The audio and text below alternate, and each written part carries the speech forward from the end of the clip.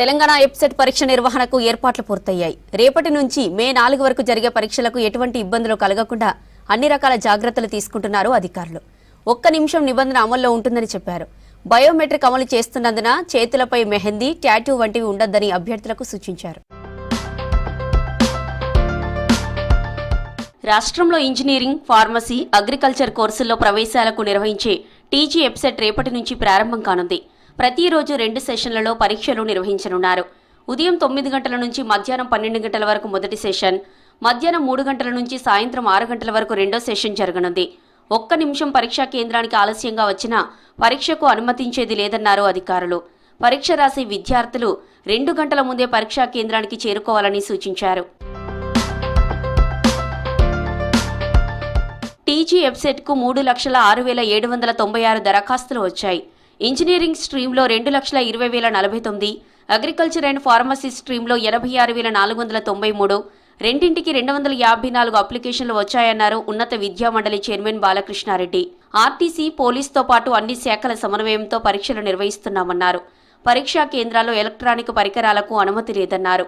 124 centres లో test conduct చేయడం జరుగుతుంది. 16 జోన్స్, 124 సెంటర్స్. వీటికి సంబంధించినటువంటి అరేంజ్మెంట్స్ కూడా ఆల్రెడీ వాళ్ళు మాకు కమ్యూనికేట్ చేయడం జరిగింది.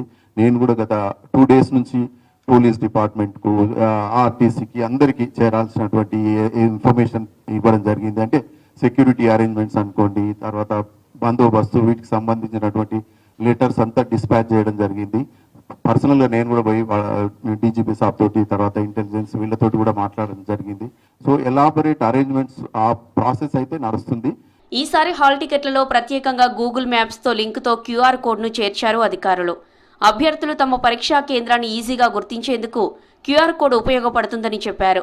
క్యూఆర్ కోడ్ స్కాన్ చేస్తే ఎగ్జామ్ సెంటర్ దూరం సహా పూర్తి వివరాలు అందుబాటులో ఉంటాయన్నారు.